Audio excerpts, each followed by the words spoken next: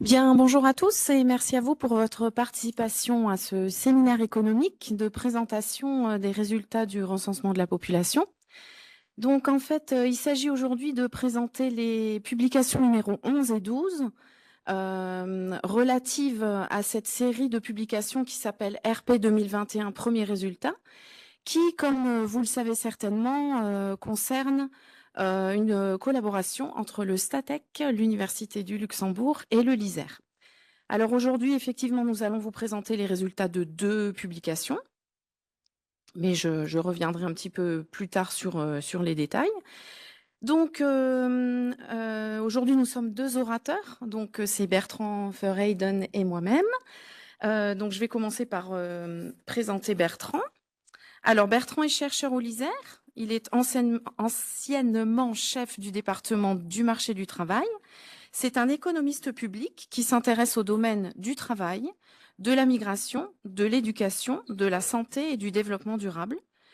Ses travaux visent à combiner l'excellence académique et l'impact sociétal en menant de nombreux projets et qui offrent des recommandations de politique aux partenaires publics. Alors son expertise méthodologique réside dans la modélisation théorique et l'expérimentation, notamment en introduisant des essais randomisés, contrôlés dans des enquêtes longitudinales. Ces recherches ont été publiées dans des revues telles que l'American Economic Journal Microeconomics, Nature, etc. Donc il encadre actuellement des étudiants en doctorat dans les domaines de la migration et de la durabilité et il est professeur invité à l'Université de Louvain. Quant à moi, Isabelle Pigeron-Pirotte, je suis donc chercheure à l'Université du Luxembourg, au département de géographie et d'aménagement du territoire. Je suis également membre d'un réseau qu'on appelle l'UniGR Center for Border Studies. Donc c'est un réseau de chercheurs qui sont intéressés par la problématique des frontières. Et je m'intéresse dans mes travaux, donc je suis également économiste de formation, et je m'intéresse dans mes travaux aux aspects spatiaux de l'emploi, aux mobilités, plus particulièrement au travail frontalier dans la grande région et au Luxembourg, et également dans une perspective comparative avec d'autres espaces qui sont concernés par le travail frontalier, et notamment la Suisse. Donc, pour en revenir à ces 2 publications, numéros 11 et 12, vous pouvez les télécharger sur le site web du Statec, sous l'onglet recensement. Vous aurez accès également à toutes les publications qui ont été mises en ligne depuis le début de ces travaux. Donc, notre publication aujourd'hui s'intitule « Quelle situation par rapport à l'activité économique ? Zoom sur les résidents actifs ». Et comme vous pouvez le voir, nous sommes un grand nombre d'auteurs. Donc, Bertrand et moi-même, nous représentons le groupe. Mais il y a également Alessio Fusco et Vincent Dautel du LISER qui ont participé à cette étude. Également Fernand Fellon, Yann Ferraud, Kerry Schill de l'université qui ont participé également.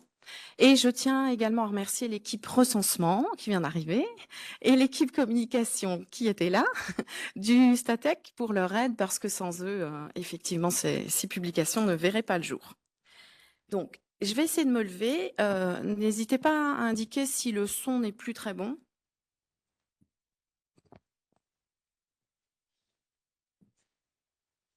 Alors, quelques éléments d'introduction. Donc, comme je vous l'ai dit, cette présentation aujourd'hui se réfère à 2 publications. Une première qui s'intitule « Quelle situation par rapport à l'activité économique entre emploi, études et retraite ?» Cette publication a déjà été publiée il y a 2 semaines et elle s'intéresse à la variable du recensement qui demande quelle est votre situation par rapport à l'activité économique. La deuxième publication s'intitule « Les résidents actifs, un emploi dynamique et segmenté ». Elle va focaliser sur les résidents qui ont un emploi ou qui sont au chômage et elle sera publiée après-demain, mise en ligne sur le site du Statec. Alors, en introduction également, je tiens à préciser, c'est vraiment très très important, que ces 2 analyses ne concernent que les résidents, les habitants du Luxembourg donc, qui ont participé au recensement de la population. Donc, on n'a pas les travailleurs frontaliers qui représentent environ 44% de l'emploi total au moment du recensement. Et donc, c'est vraiment une remarque qu'il faut toujours garder en tête, surtout dans le cadre d'une présentation qui aborde les questions d'emploi. Alors, quelques éléments de plan. On va commencer par aborder la situation par rapport à l'activité économique. Donc, c'est la publication qui a déjà eu lieu. Puis ensuite, on focalisera sur la publication d'après-demain, où là, on parlera de la structure de l'emploi et des origines, de l'emploi et des langues, puis du chômage.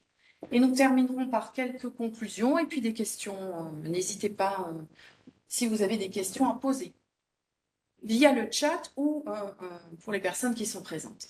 Alors, la situation par rapport à l'activité économique. Donc là, la question du recensement qui est utilisée, j'espère que c'est lisible pour vous, c'est la question numéro 11. Quel est votre statut actuel sur le marché du travail? Donc là, les personnes avaient 8 possibilités de réponse. Elles pouvaient indiquer si elles exerçaient un emploi, si elles étaient élèves étudiants, si elles étaient au chômage, à la retraite, rentiers, effectuent des tâches domestiques en invalidité permanente. Donc là, c'est une nouveauté par rapport au recensement précédent, où cette possibilité de réponse n'était pas fournie, et également une autre situation sans activité. Donc là, vous voyez la barre ici, la plus à gauche de ce graphique, représente le total, et on a donc représenté les réponses en pourcentage à cette question. Et en 2021, on a 48,5% de la population répondante qui indique avoir un emploi.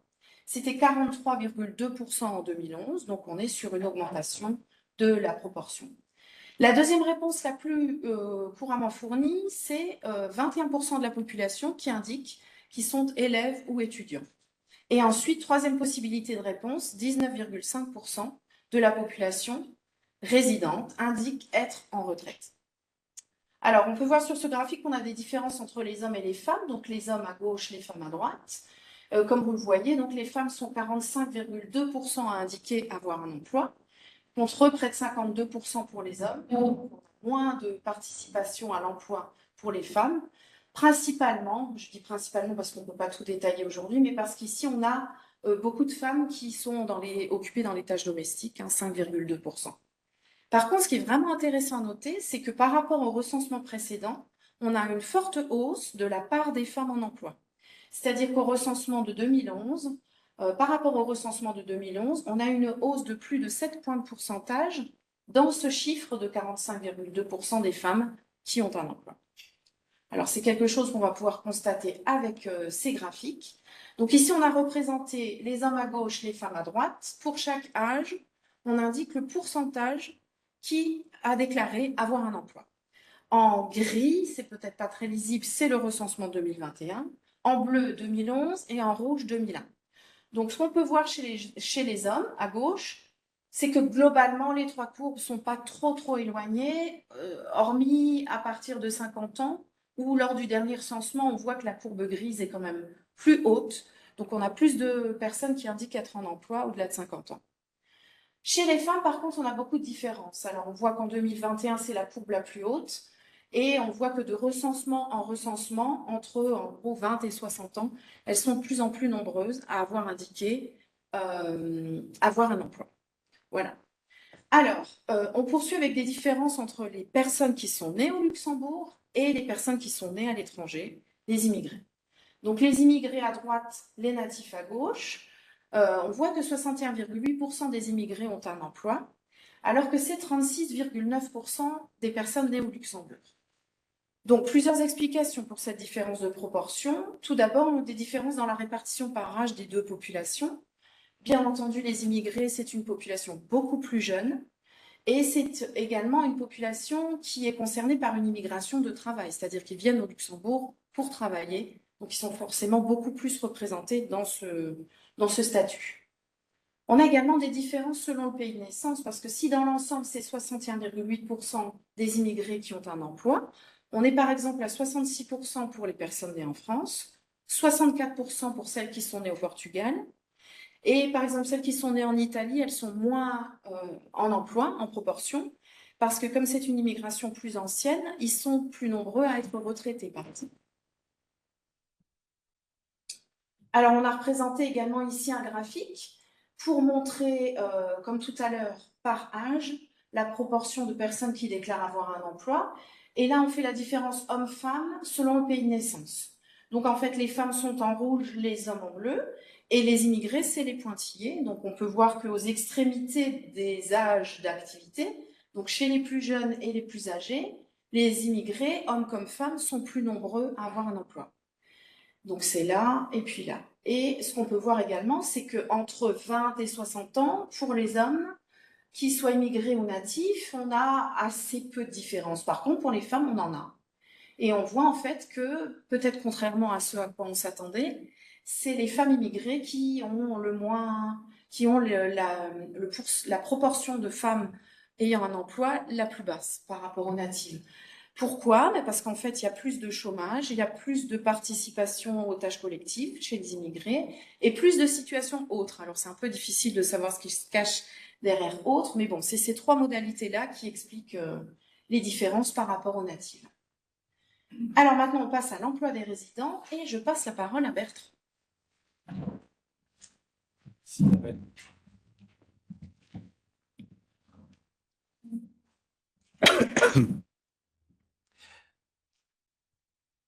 Ok, donc ce dont moi je vais parler essentiellement, c'est sur un sous-échantillon de ce dont Isabelle a parlé, c'est-à-dire uniquement les personnes qui sont résidentes au Luxembourg et qui ont un emploi et dont cet emploi se situe au Luxembourg. Donc je ne parlerai pas des frontaliers sortants. Donc on a près de 280 000 résidents qui ont un emploi au Luxembourg. Presque la moitié, donc 46,7% ont moins de 40 ans, donc c'est une population assez jeune. Seulement 13,2% qui a plus de 55 ans. Un peu moins de la moitié sont des femmes.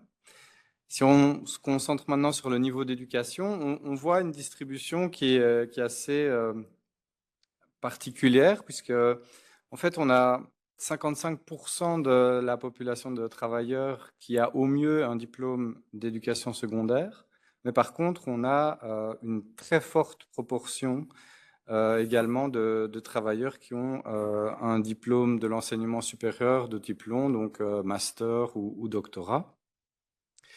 La proportion de travailleurs qui a un diplôme de master est de 24%. C'est particulièrement élevé. Si on regarde en termes de diplôme d'enseignement universitaire de type court, donc la licence, là on a un peu plus de 10% de la force de travail qui a ce type de diplôme. Et là on observe, c'est une des seules dimensions ou un des seuls niveaux d'études où on a une différence entre les hommes et les femmes. Donc on a 15% des femmes en emploi qui ont une licence contre 10% des hommes. Donc on peut supposer ici que les femmes sont globalement plus éduquées, enfin les femmes au travail sont globalement plus éduquées que les hommes au travail. Il y a juste une petite différence au niveau des doctorats, où là la proportion est plus élevée chez les hommes, mais bon, c'est de l'ordre de 0,8% sur l'ensemble de la population, donc c'est négligeable, mais en termes relatifs, c'est quand même relativement élevé. Alors ici, je fais écho à un cahier qui a été publié précédemment sur histoire de situer donc la localisation des travailleurs résidents. La publication précédente avait montré que l'emploi est surtout localisé sur 5 pôles d'emploi. Ici, on en reprend les 3 principaux qui, ensemble, représentent presque les 3/4 de la force de travail résidente. Donc, on a l'agglomération centre qui est entourée de bleu ici. Vous voyez la commune de Luxembourg à elle seule qui englobe 39% de l'emploi total des résidents. L'agglomération sud avec Esch-sur-Alzette qui, elle, constitue 15% de l'emploi résident. Et enfin, la Nordstadt, entourée de vert, qui elle, représente 5,5% de l'emploi total. Donc, vous voyez qu'il y a différentes couleurs qui représentent l'intensité ou la proportion de travailleurs par rapport à l'ensemble du pays. Si on regarde juste les communes qui sont légèrement ou fortement colorées, mais donc pas les communes en blanc, eh bien, sur l'ensemble des communes qui sont colorées, on englobe 84% de l'emploi total. Donc ici, jusqu'à présent, je n'ai discuté que de l'emploi sans faire de distinction en fonction du secteur ou en fonction des professions. Donc une des principales contributions de ce cahier, c'est de discuter comment est composé l'emploi, non seulement au niveau géographique, mais aussi en termes de secteurs d'activité. Donc, les secteurs sont déterminés par les entreprises qui emploient les travailleurs et aussi de professions. Et là, c'est vraiment des informations qui sont au niveau de l'individu. Donc, on commence par l'emploi par secteur. Et ce qu'on peut voir, c'est qu'en fait, on peut distinguer ou découper la totalité de l'emploi résident en essentiellement 2 tiers, qui sont l'administration publique, qui en fait représente 31,1% de l'emploi total, et ce que j'ai appelé les services professionnels, qui est en fait un agrégat de 4 secteurs, mais qui sont assez similaires. Donc, ce sont les activités spécialisées qui sont des... Je cherche, voilà, des activités scientifiques, techniques, services administratifs et de soutien. C'est le petit carré bleu à droite qui représente en fait 14,4% de l'emploi total.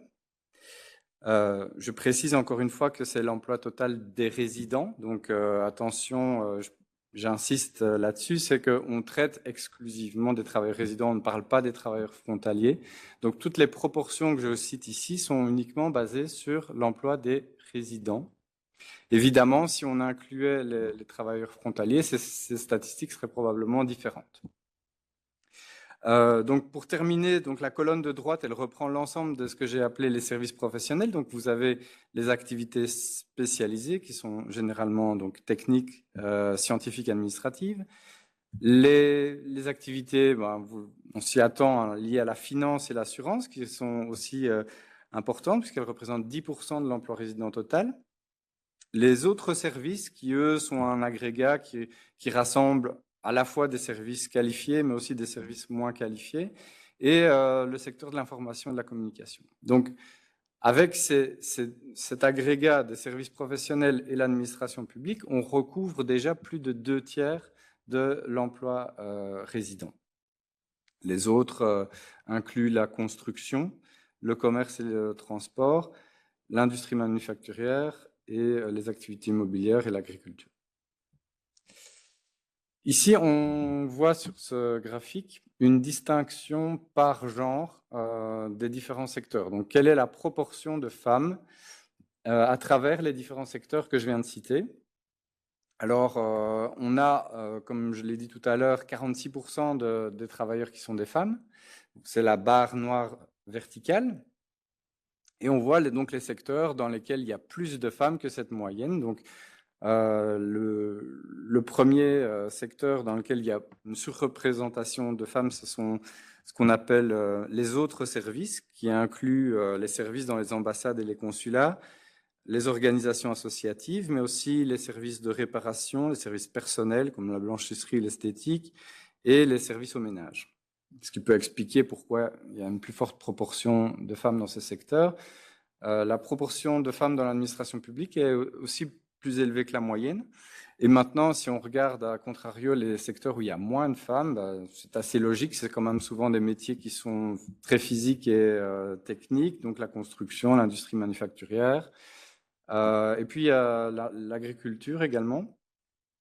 Et puis il y a d'autres types de secteurs où on pourrait s'attendre par contre à une plus forte parité, comme par exemple l'information et la communication. En termes de répartition géographique, là c'est particulièrement frappant. Sur la carte de gauche, vous avez donc une illustration de la part de l'emploi dans les services professionnels dont je parlais tout à l'heure, donc les fameuses activités spécialisées, la finance, l'information et communication. Et vous voyez que c'est dans l'agglomération centre et surtout dans la commune de Luxembourg qui est vraiment concentrée. Vous voyez que les cellules les plus sombres représentent plus de 50%. Donc dans la commune de Luxembourg, plus de la moitié de l'emploi est composé par des services professionnels. alors que dans les autres pôles d'emploi, ces proportions sont nettement plus faibles, et c'est aussi le cas évidemment dans le reste, sur le reste du territoire. La carte de droite en vert, elle donne de l'information sur, j'essaye de déplacer, voilà, l'emploi dans l'administration publique. Et là, vous voyez que le schéma est pratiquement inversé, puisque l'agglomération centre rassemble finalement assez peu, environ 30% de l'emploi dans l'administration publique. Par contre, elle est particulièrement forte dans les deux autres pôles, donc l'agglomération sud et la Nordstadt, où donc on a respectivement 51 et 45% de l'emploi de ces pôles qui sont composés par l'administration publique. Vous voyez qu'il y a d'autres communes qui sont un petit peu plus éparpillées sur le territoire, qui ont également des proportions très élevées d'emplois dans l'administration publique.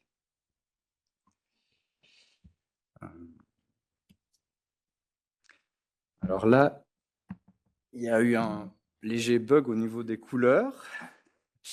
Mais ici, je vais vous parler de l'emploi des résidents, pas en termes de profession cette fois. Et ce qui est frappant, mais que vous ne pouvez malheureusement pas vraiment voir sur le graphique, c'est donc la proportion d'emploi dans les professions intellectuelles et scientifiques. Normalement, vous devriez avoir une part de gâteau qui correspond à peu près à 33%, donc un tiers de l'emploi total résident est dans des professions intellectuelles et scientifiques. À titre de comparaison, dans l'ensemble de l'Union européenne, ces professions représentent 19,5% de l'emploi de l'Union européenne. Donc, on voit qu'ici, le Luxembourg a une force de travail qui est quand même très intensive en professions intellectuelles et scientifiques. On a aussi une relativement plus forte proportion d'emplois dans les professions de direction, 6,4% contre 5,2% dans l'Union européenne. Et c'est aussi intéressant de constater qu'en termes de professions élémentaires, on a une plus forte proportion de l'emploi au Luxembourg, 11,3%, que dans l'Union européenne, 8,7%. Encore une fois, si on fait la distinction pour chaque profession de la proportion de femmes, on observe qu'on a une plus forte représentation que la moyenne dans les professions élémentaires, dans les personnels de services directs aux particuliers, dans la vente, dans les professions intermédiaires et à contrario, donc encore une fois, dans les activités qui sont plus manuelles et techniques, comme les métiers qualifiés, l'industrie et l'artisanat, les conducteurs de machines, les professions militaires, les agriculteurs, ce sont toutes des professions où la proportion de femmes est nettement plus faible. C'est aussi le cas dans une moindre mesure dans les professions de direction. Encore une fois, on fait une petite carte avec ici la répartition, donc la proportion au sein de chaque commune de certains types de professions. Donc sur la carte de gauche en bleu, vous avez la proportion de l'emploi dans la commune qui est occupée par des professions intellectuelles et scientifiques. Et là, encore une fois, on observe que la commune de Luxembourg et de manière plus générale l'agglomération centre centralise vraiment une forte proportion des professions intellectuelles et scientifiques. C'est aussi le cas dans les deux autres pôles, mais c'est nettement moins marqué. Et maintenant, si on regarde inversement donc les professions qui sont plutôt manuelles et techniques, là, on observe que la proportion est extrêmement faible dans l'agglomération centre et elle est nettement plus distribuée dans le reste du territoire. Donc ici, ce tableau que vous pouvez peut-être pas très bien voir synthétise jusqu'à présent donc il fait le croisement entre la répartition de l'emploi par secteur en ligne et par profession en colonne. Et les chiffres que vous voyez colorés en vert ici représentent l'intensité. Donc vous voyez par exemple que 31,1% de l'emploi est focalisé est localisé dans l'administration publique. Et si on regarde la première colonne, par contre, on voit que 33,3% des professions, elles, sont des professions intellectuelles. Donc ça, c'est une répétition de ce que j'ai dit précédemment. Maintenant, l'apport de ce tableau, c'est de regarder ce qui se passe à l'intersection des professions et des secteurs. Et ça permet de révéler tout d'abord que plus d'un emploi résident sur 10 est une profession intellectuelle et scientifique dans l'administration publique. On peut observer également que les activités spécialisées et les activités de finance qui utilisent des professions intellectuelles et scientifiques sont aussi importantes et donc représentent plus d'un emploi sur 20 au Luxembourg, parmi les résidents. Une autre chose qu'on peut remarquer, donc, c'est, si vous voyez, la première ligne et la première colonne sont particulièrement colorées. Qu'est-ce que ça signifie? Ça signifie que pour la première colonne, ça signifie que les professions intellectuelles et scientifiques, finalement, elles sont présentes de manière importante un petit peu dans tous les secteurs. Et inversement, l'administration publique, elle englobe, elle occupe à peu près toutes les professions. Donc ce sont vraiment deux fils conducteurs de la structure de l'emploi au Luxembourg. C'est l'importance quelque part omniprésente de l'administration publique d'une part et des professions intellectuelles d'autre part. Maintenant, je vais vous parler, évidemment, c'est un sujet qui est important, c'est la composition en termes d'origine, de pays de naissance de cette force de travail résidente. Donc ça, c'est le même histogramme que vous aviez vu précédemment sur la répartition des niveaux d'éducation, sauf qu'il est ici décomposé en fonction du pays de naissance. En bleu ciel, vous avez les natifs, donc les travailleurs qui sont nés au Luxembourg. En rouge, les travailleurs résidents qui sont nés dans un des 3 pays limitrophes. En vert, les travailleurs résidents qui sont nés au Portugal. Et en jaune, les travailleurs résidents qui sont nés dans un pays non européen. Et en bleu roi, vous avez le reste de l'Union européenne. Donc, la première chose qui saute aux yeux, c'est que si on omettait tous les travailleurs nés à l'étranger et qu'on se focalisait uniquement sur la distribution des travailleurs nés au Luxembourg, la distribution des niveaux d'éducation serait quand même assez différente, avec une forte dominance encore plus marquée pour les détenteurs d'un diplôme de l'enseignement secondaire et une beaucoup plus petite proportion de travailleurs qui détiennent un diplôme de l'enseignement supérieur de type long. Alors on peut voir que les professions, les travailleurs qui sont occupés aussi dans les niveaux les moins éduqués, donc niveau d'études pré-secondaires, donc qui n'ont pas terminé l'enseignement secondaire, sont pratiquement pour moitié des travailleurs qui sont nés au Portugal.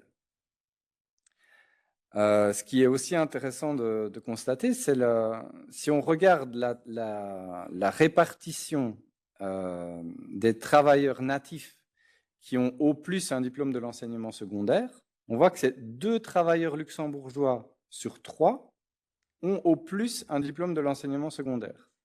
Si maintenant on regarde les travailleurs européens autres que ceux nés au Luxembourg et ceux nés au Portugal, là, la proportion est inversée, c'est-à-dire qu'on a 2 tiers des travailleurs de l'Union européenne, hors Portugal et Luxembourg, qui, eux, sont détenteurs d'un diplôme universitaire. Et vous allez voir que, évidemment, ça se traduit de manière assez drastique dans la manière dont ils sont répartis entre les secteurs et entre les professions. Ici, donc, on avait une répétition de la première carte qui nous montrait la répartition de l'emploi total dans les différentes communes du pays. Et sur la carte de droite, avec des nuances de gris, vous avez la proportion de travailleurs nés à l'étranger, donc de non-natifs, par commune. Et vous voyez, bon, évidemment, ce n'est pas 1 pour 1, mais qu'il y a quand même de fortes similitudes entre les deux cartes, ce qui suggère que les communes où il y a le plus d'emplois ont aussi tendance à être les communes qui ont la plus forte proportion ou les plus fortes proportions de travailleurs nés à l'étranger. En distinguant encore une fois par profession, ici on a un peu le même type de graphique que je vous avais montré précédemment, sauf que ici ce ne sont plus des distinctions entre hommes et femmes, c'est des distinctions entre natifs et non natifs. Donc les barres grisées représentent la proportion de travailleurs qui sont nés à l'étranger. Et ce qu'on observe, peut-être on peut commencer par le bas, c'est que les travailleurs nés à l'étranger sont largement minoritaires dans les professions militaires, les agriculteurs et les professions intermédiaires et administratives. Donc ça signifie que dans ces 4 types de professions, ce sont les travailleurs luxembourgeois qui sont largement dominants. La barre verticale noire ici représente, qui est pratiquement à 60%, représente la proportion de travailleurs nés à l'étranger. Donc vous voyez qu'ici, on a 4 métiers dans lesquels il y a plus de la moitié qui sont luxembourgeois, alors que sur l'ensemble de l'emploi résident, les luxembourgeois ne représentent que 40%.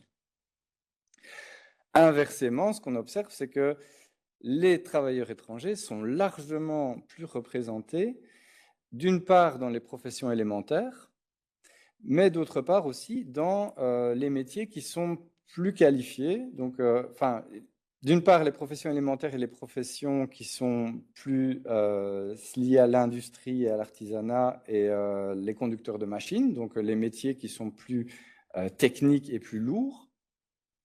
Et d'autre part, les professions de direction et les professions intellectuelles, où là aussi, on a largement plus ou un peu plus de travailleurs étrangers que la moyenne. Donc, là où on a... attendez, je me suis un peu emmêlé les pinceaux. Ici, on fait le même exercice, mais on regarde la proportion de travailleurs non natifs par secteur. Qu'est-ce qu'on observe? On observe un schéma assez similaire qui est que la proportion de travailleurs nés à l'étranger est particulièrement élevée, de plus de 80%, dans les services dans la construction, mais aussi dans tout ce que j'ai appelé précédemment les services professionnels, donc autres services, activités spécialisées, finances et assurances, information et communication. Donc, globalement, sur ces secteurs-là, on a plus de 80% des emplois qui sont occupés par des travailleurs résidents nés à l'étranger. Maintenant, si on regarde le bas du graphique, vous voyez que les proportions de travailleurs nés à l'étranger sont particulièrement faibles dans l'agriculture, mais bon, ça c'est un très petit secteur, mais surtout dans l'administration publique, où là on a seulement 30% de travailleurs qui sont nés à l'étranger. Alors ici, on ne le voit pas sur le graphique, mais les données du recensement nous montrent que légèrement plus d'un travailleur luxembourgeois natif sur 2 travaille dans l'administration publique.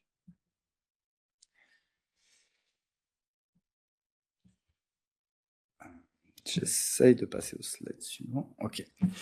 Donc ici, le tableau suit un petit peu la même structure que ce que je vous ai montré précédemment, sauf qu'ici, les données nous donnent la proportion de travailleurs nés à l'étranger dans l'ensemble des emplois par secteur et par profession, encore une fois. Donc ça résume ou ça confirme ce que je vous disais précédemment.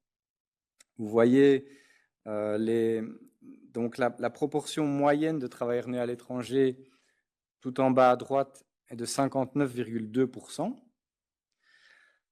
On a, si on regarde la colonne tout à droite, 2 exceptions qui sont en rouge. Donc ce sont 2 secteurs dans lesquels la proportion de travailleurs nés à l'étranger est particulièrement faible, nettement en dessous de 59%, c'est l'administration publique avec 29,6% et l'agriculture avec 25,9%. Et par contre, on a autour de 80% pour les secteurs de la construction et les services professionnels. Si maintenant on regarde par colonne, on obtient de nouveau le même pattern que je décrivais précédemment, avec une forte proportion de travailleurs nés à l'étranger dans les professions élémentaires, métiers de l'industrie et de l'artisanat, conducteurs de machines, et dans les professions de direction, là on en a plus de 3/4. Encore une fois, l'avantage de ce tableau croisé, c'est de regarder ce qui se passe à l'intérieur dans les croisements professions-secteurs. Et il y a deux choses qui sautent aux yeux. Comme je le disais tout à l'heure, ce qui est frappant, c'est de regarder s'il y a des patterns qui sont réguliers sur les lignes ou sur les colonnes. Et vous voyez qu'il y a, sur les lignes, il y a deux patterns qui sont très forts, sur l'administration publique et l'agriculture, où on voit que c'est totalement rouge partout.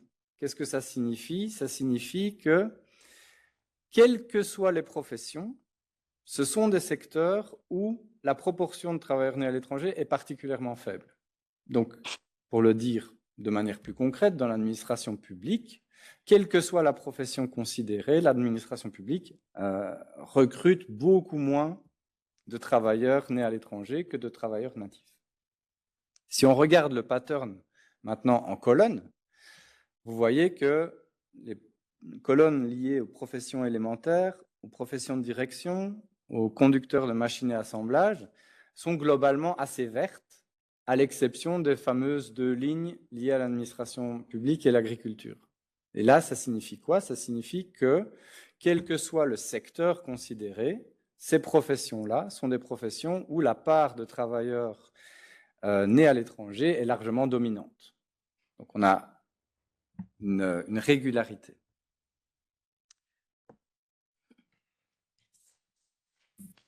Alors maintenant, on va parler d'emploi et de langue. Alors c'est vrai qu'on a déjà eu une publication qui abordait la question linguistique les mois précédents, mais là on a voulu creuser les langues parlées au travail et notamment les croiser avec le pays de naissance et le secteur d'activité.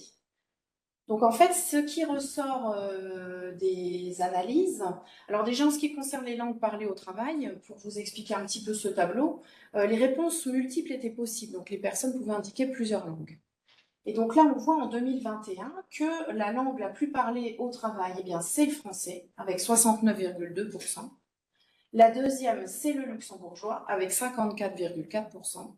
Et la troisième, c'est l'anglais ici, avec 40%, pour lequel on constate une très forte hausse par rapport au recensement précédent, puisqu'en 2011, 28,5% des répondants indiquaient parler anglais sur leur lieu de travail, alors que c'est 40% en 2021. On voit également que le luxembourgeois a perdu un peu en pratique sur le lieu de travail, tout comme l'allemand ici. Alors, on a également voulu regarder ce qui se passait en tenant compte du pays de naissance des personnes. Donc, les personnes qui sont nées au Luxembourg parlent le luxembourgeois sur leur lieu de travail à 94,1%. Donc, c'est d'ici. Les personnes qui sont nées en France parlent le français. Les personnes qui sont nées en Allemagne parlent l'allemand, celles qui sont nées au Royaume-Uni parlent l'anglais, etc. Mais c'est surtout pour vous indiquer l'importance de cette colonne ici, c'est-à-dire que pour toutes les personnes qui ne sont pas natives du Luxembourg ou qui sont nées à l'étranger, la pratique du français sur le lieu de travail est plus importante que celle du luxembourgeois, quel que soit le pays de naissance. Et c'est ce qui nous fait dire que le français est la vraie langue véhiculaire du monde du travail luxembourgeois. Donc, je passe assez rapidement sur cette présentation, mais c'est vrai que vous trouverez beaucoup plus d'informations dans la publication. Ici, c'est un graphique qui représente la pratique du luxembourgeois dans le travail, donc le pourcentage de personnes qui parlent luxembourgeois au travail, donc on a la courbe en noir, en tenant compte de la durée de séjour au Luxembourg ici. Donc les personnes nouvellement arrivées, les personnes installées depuis plus longtemps au Luxembourg, et donc on voit que cette courbe augmente avec la durée de présence au Luxembourg. Plus on est au Luxembourg depuis longtemps, plus on pratique le luxembourgeois sur son lieu de travail dans le cadre de son travail. Ici, les barres en jaune, c'est simplement pour montrer les effectifs des personnes qui sont arrivées il y a 1 an, 2 ans, etc. Alors, le transparent suivant compare l'utilisation du français à celle du luxembourgeois dans les différents secteurs d'activité. Donc, en fait, on a fait une différence en points de pourcentage. Quand la différence est négative, ici, eh bien, en fait, c'est que le luxembourgeois est plus pratiqué que le français, et inversement, ici, le français est plus parlé que le luxembourgeois. Donc, on voit, c'est en lien également avec ce que Bertrand vient de présenter par rapport aux caractéristiques des personnes qui travaillent dans l'administration publique et dans l'agriculture, par exemple. Ce sont les 2 seuls secteurs dans lesquels le luxembourgeois est plus pratiqué que le français, avec de très fortes différences. Là, on a quasiment 60 points de différence entre les personnes qui pratiquent le luxembourgeois dans l'agriculture par rapport à celles qui pratiquent le français. Et là, donc, c'est le contraire. Donc, tous les autres secteurs sont des secteurs dans lesquels on pratique plus le français que le luxembourgeois. Le secteur dans lequel cette différence est la plus importante, c'est la construction. Et je dois préciser ici aussi que c'est le bastion de l'utilisation du portugais également, puisque 54% des personnes qui travaillent dans la construction pratiquent le portugais. Alors, on a fait la même chose, le même exercice, le même type de graphique pour le français par rapport à l'anglais. Donc là, on voit ici que c'est uniquement dans la finance, assurance et dans l'information, communication que l'anglais est plus parlé que le français. Et le français est plus parlé que l'anglais dans tous les autres secteurs, avec la plus forte différence dans le secteur de la construction, où il y a très peu de personnes qui parlent l'anglais, par exemple.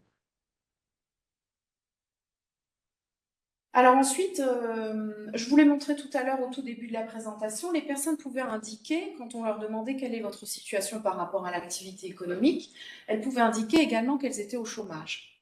Donc on a voulu faire un petit point là-dessus, parce que c'est vrai qu'il y a quand même beaucoup d'informations sur cette question-là dans le recensement. Donc avant toute chose, je tiens à préciser que c'est une mesure qui est différente de celle de l'administration de l'emploi. C'est pas du tout le même type de mesures, déjà parce que c'est auto-déclaré, les personnes se déclarent au chômage, il n'y a pas besoin qu'elles soient inscrites à l'administration de l'emploi, et il n'y a pas de contrôle sur une recherche effective d'emploi de leur part. Donc, par le biais du recensement, on a environ 12 000 personnes qui déclarent qu'elles sont en recherche d'emploi. 53% d'entre elles sont des femmes. Et en fait, ça fait 2% des résidents qui se déclarent au chômage lors du recensement. On a des différences en fonction du pays de naissance. Donc, ce taux est de 3,1% pour les personnes qui sont nées à l'étranger et de 1,1% pour les personnes qui sont nées au Luxembourg. Alors, on a pu constater de grandes différences dans le niveau d'éducation. La majeure partie des personnes qui se déclarent au chômage lors du recensement sont des personnes qui ont indiqué un niveau d'éducation inférieur au second cycle secondaire, donc inférieur au bac, pour 2 tiers. Donc 2 tiers des personnes qui disent qu'ils sont au chômage sont dans ce cas de figure. Mais on a quand même remarqué qu'il y avait à peu près presque 30% des personnes qui se déclarent au chômage qui ont un niveau d'éducation supérieur à bac plus 3. Alors, en creusant un petit peu, on se rend compte qu'il y a des différences de niveau d'éducation en fonction du pays de naissance. Donc, chez les personnes qui sont nées au Luxembourg, on a très majoritairement un niveau inférieur au second cycle inférieur pour les personnes qui sont en recherche d'emploi. Ce taux est plus faible pour les immigrés, il est de 55,5%. Chez les personnes qui sont nées à l'étranger, on a pu constater que les niveaux d'éducation supérieurs à la licence sont plus nombreux que chez les natifs. Donc, on a par exemple 35,5% des personnes au chômage qui sont nées à l'étranger qui déclarent un niveau d'éducation élevé, donc supérieur à la licence, contre 13,7% chez les natifs. Alors, ça se constate surtout chez les personnes qui sont nées en Amérique du Sud, en Asie, en Amérique du Nord. Et alors, quelles explications? Alors là, c'est difficile d'en fournir puisqu'on ne peut pas savoir plus par le biais du recensement, mais on a lancé quelques pistes d'explications. Peut-être qu'il y a des difficultés de reconnaissance de certains diplômes. Peut-être qu'il y a une période d'adaptation puisqu'on a pu constater que 30% de ces personnes qui ont un niveau d'éducation élevé et qui sont au chômage et qui sont nées à l'étranger sont arrivées dans les 3 ans avant le recensement. Donc peut-être que c'est une organisation familiale qui demande à ce que la femme reste à la maison. Je ne sais pas, je lance des pistes. Et des difficultés linguistiques, peut-être également. Donc, voilà, c'est quelque chose qui mériterait d'être traité à l'avenir. Et tout comme on a pu constater une hausse des niveaux de diplôme chez les personnes qui effectuent une activité, donc qui sont en emploi, entre les deux derniers recensements, on a pu constater également une hausse des niveaux de diplôme des immigrés au chômage. 45% des immigrés au chômage qui sont arrivés après 2011, ont un niveau d'études supérieur à la licence. Alors, pour terminer, quelques mots de conclusion. C'est pas évident de conclure parce qu'on a beaucoup d'informations. Donc, on a décidé de focaliser un peu sur le cœur de cette étude, donc c'est-à-dire l'emploi des résidents.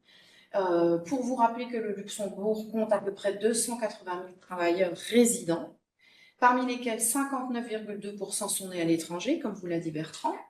Et il a présenté également 3 grands groupes d'activités. Tout d'abord, l'administration publique, qui rassemble 31,1% de l'emploi résident, où on a une majorité de salariés natifs et de femmes. Cet emploi a lieu principalement dans l'agglomération sud et la Nordstadt, et la langue la plus utilisée est le luxembourgeois.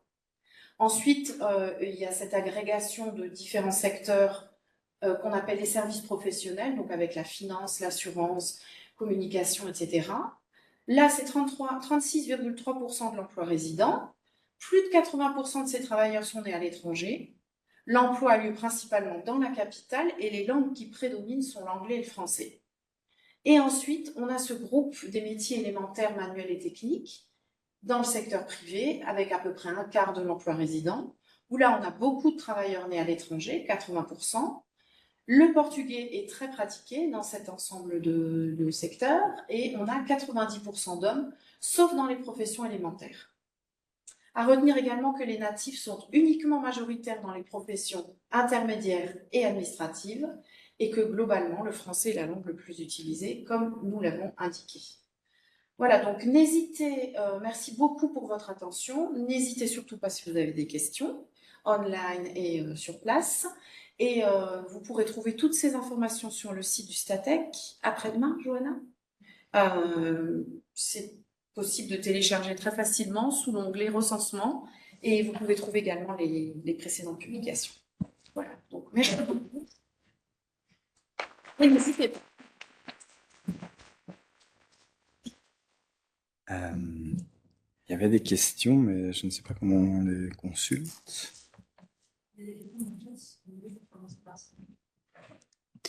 Alors, on va commencer par quelques questions dans le chat. La toute première question, c'est les pourcentages de la diapositive 25, donc si vous voulez retourner, concernent-ils uniquement les résidents et ne tiennent pas compte des travailleurs frontaliers ou tous les travailleurs?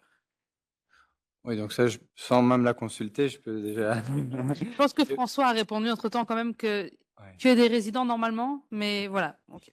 Exactement, oui. Donc, comme j'ai précisé tout à l'heure, ici, donc c'est le recensement du Luxembourg. Donc, on n'a que les personnes qui résident au Luxembourg. Donc, les données ici ne donnent aucune information sur les frontaliers.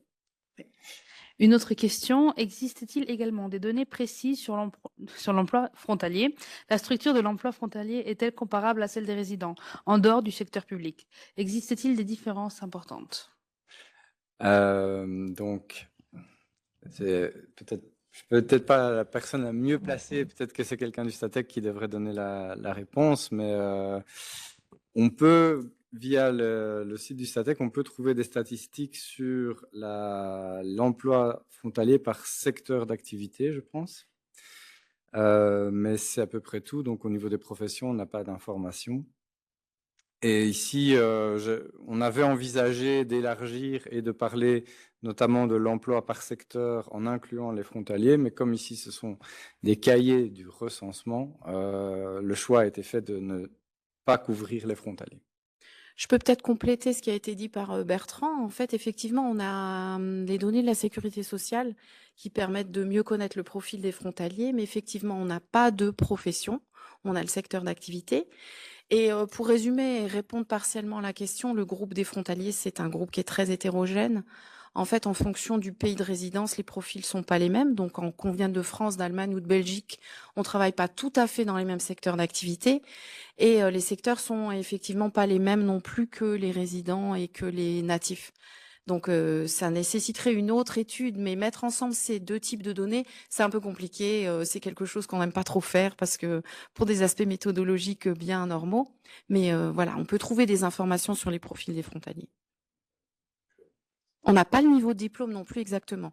Ce qui fait que, effectivement, le recensement, c'est une source qui est très, très riche pour connaître les profils en fait des travailleurs. Même si on n'a pas toute la composante travailleurs frontaliers, on a vraiment beaucoup d'informations, c'est vraiment une mine. Donc, voilà. Je ne sais pas si tu avais d'autres questions, Johanna, non? Ah, mais Philippe en a une.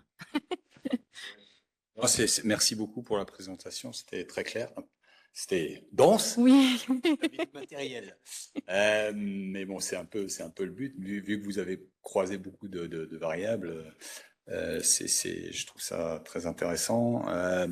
Et je suis ravi que Bertrand ait présenté des cartes. Donc ça fait plaisir en ayant utilisé ce qu'on avait effectivement présenté les fois passées.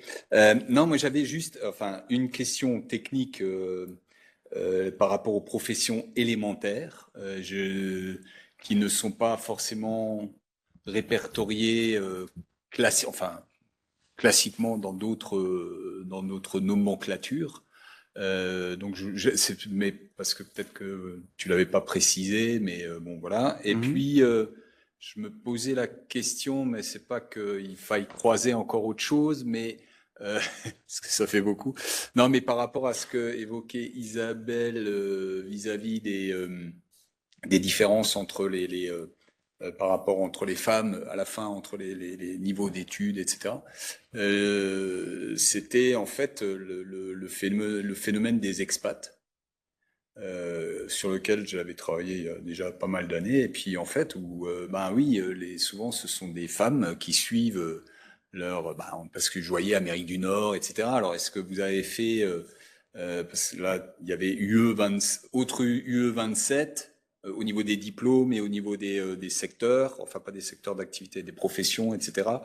Mais aussi par rapport justement, il y avait autre UE par rapport aux pays limitrophes. Voilà, on va y arriver. Les pays limitrophes, Portugal, autre UE, reste du monde.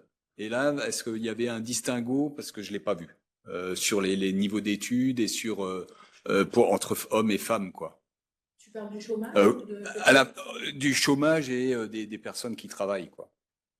Parce qu'en fait, le phénomène d'expat peut, bien sûr, c'est marginal, mais il y a des aspects qu'on peut sans doute prendre en considération par rapport à ça. Mais c'est un détail, mais voilà. Donc, sur ta première question sur les professions élémentaires, donc, ce qui était frappant, c'était qu'elles sont largement plus occupées par les femmes. Ouais.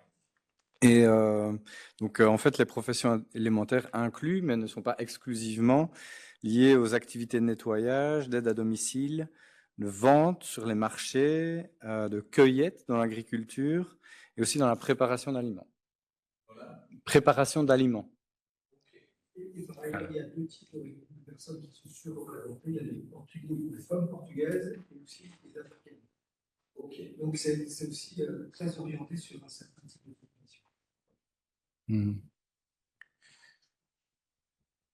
Merci. Et alors, par rapport à ta question sur la distinction, donc ce tableau-ci, enfin ce graphique-ci, il résume un petit peu, mais c'est focalisé uniquement sur l'emploi. Je ne sais pas si tu veux dire quelque chose de plus. J'ai malheureusement pas tous les chiffres en tête, mais c'est vrai que le tableau avec les niveaux d'éducation des personnes au chômage en fonction de leur origine, on l'a pas publié, on l'a utilisé, mais si tu veux, je pourrais regarder plus précisément. Ouais. Mais merci pour la question, je la retiens. On aurait aussi pu voir en fonction des ménages. Ceux qui accompagnent justement, tu sais les suivre en fonction. Vincent, il faut que tu parles dans ton micro pour les personnes en Webex. Il est fort probable que les gens qui viennent de très loin, donc qui viennent d'Asie, d'Amérique du Nord, et donc qui ne parlent hors l'anglais, pas nécessairement les langues locales, et des difficultés, surtout si elles suivent ou ils suivent leur conjoint. Et donc ça pourrait expliquer au moins temporairement un chômage. Ce qu'on ne sait Oui, pas, c'est c'est ça. si le chômage est relativement temporaire ou s'il est de plus longue durée. Donc, ça mérite d'être creusé, voilà.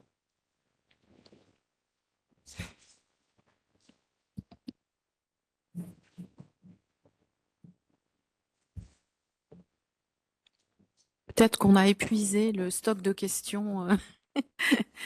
Donc, du coup, s'il n'y en a pas plus dans la salle et online, merci Je veux beaucoup. juste préciser par rapport à la dernière intervention que malheureusement dans le recensement, donc je suis François Putier, responsable du recensement Statec, qu'on n'a pas la durée de chômage comme information dans les données du recensement. Donc les données du recensement ne permettront pas de répondre à cette question sur la durée de chômage.